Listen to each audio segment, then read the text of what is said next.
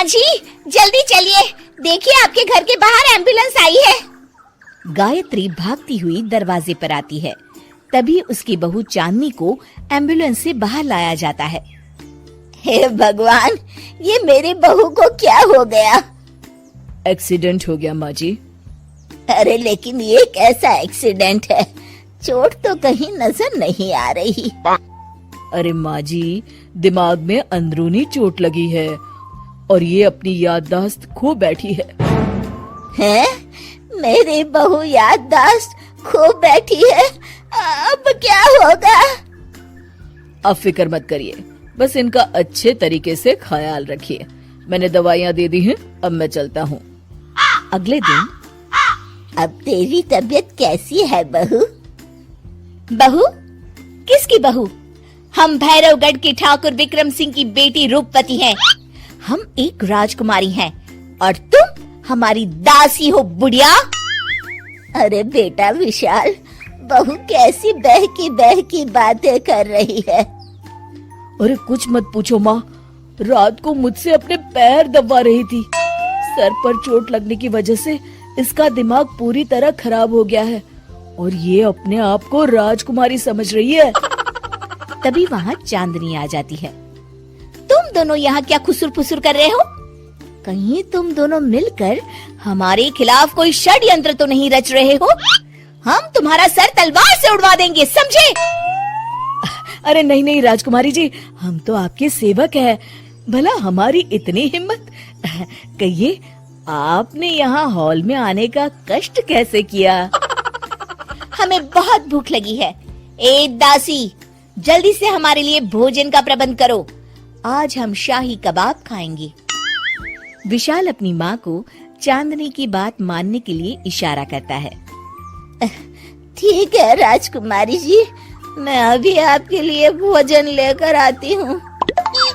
इस तरह विशाल और उसकी माँ ना चाहते हुए भी चांदनी की जी हजूरी में लगे रहते हैं। लाओ माँ, जल्दी से मेरा टिफिन दो, मुझे देर हो रही है। अरे ठहर जा, जरा दम तो लेने दे मुझे। सारे घर का काम मुझे अकेली को करना पड़ता है। तेरी बीवी तो राजकुमारी बनी बैठी है, सारा दिन हुक्म चलाती रहती है। अरे माँ, मेरा भी तो यही हाल है। फिलहाल तुम मेरा टिफिन दे दो, मैं चला। रुको, कहाँ जा रहे हो? अरे मर गया रे, ये कहाँ से आ धमकी? आज हमारा जुहू चौपाटी घूमने का मूड है और हमें अपने लिए नई साड़ियाँ भी खरीदनी है। चलो जल्दी से अपना वाहन निकालो और हमें ले चलो। अरे अब तो मैं गया काम से। अगर आज मैं वक्त पे ऑफिस नहीं पहुंचा तो मेरा बॉस मुझे नौकरी से निकाल देगा। मरता क्या न करता। आखिरकार विशाल चांदनी को घुमाने ले जाता है और चांदनी अपने लिए ढेर सारी शॉपिंग भी करती है। ए दासी, टीवी पर कपिल शर्मा के आने का समय हो गया है, जल्दी से टीवी शुरू करो। अरे वाह, कपिल शर्मा तुझे याद है, बाकी कुछ याद नहीं। बहू तू तो बड़ी चालू लगती है, अपने फायदे की हर चीज तुझे याद रहती है। मैं तो तेरी इस अजीब बीमारी से परेशान हो गई हूँ। अगले दिन, अरे डॉक्टर साहब, आप इतने दिन से मेरी बहू का इलाज कर रहे हैं, लेकिन उसकी बीमारी तो सुधरने के बजाय और बढ़ती जा रही है। अरे माँ जी, ये दिमागी बीमारी है। बेचारी की याददाश्त चली गई है, वापस आने में थोड़ा वक्त तो लगेगा ही ना। गायत्री डॉक्टर से बात कर ही रही होती है कि तभी उसकी पुरानी सहेली शीला वहाँ आ जाती है। शीला को देख अचानक डॉक्टर घबरा जाते हैं। अच्छा माँ जी, मुझे एक मरीज को अर्जेंट देखने जाना है, मैं चलता हूँ। ये कौन था? अरे अब क्या बताऊं शीला, एक एक्सीडेंट भी मेरी बहू की याददाश्त चली गई है।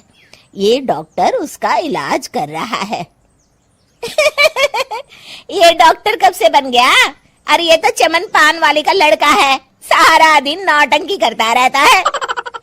अच्छा तो ये बात है, अब मैं समझी। मेरी बहू और ये पान वाले का लड़का दोनों मिलकर मुझे बेवकूफ बना रहे थे। चल तू मेरे साथ।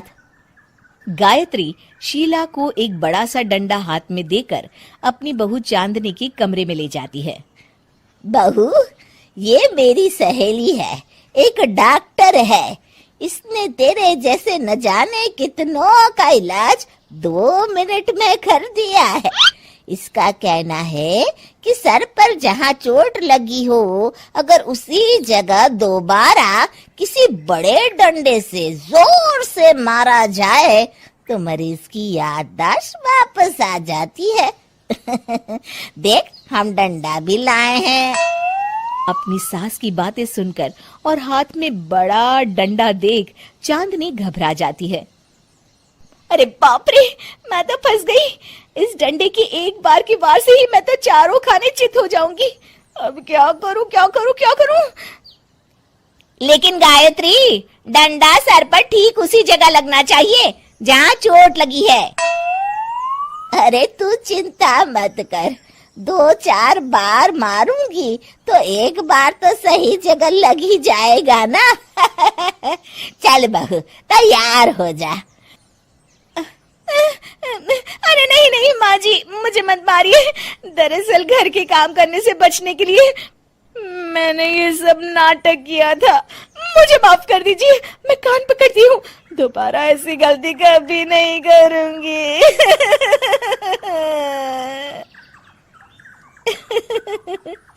क्यों दोस्तों, कहानी कैसी लगी हमें जरूर बताइएगा।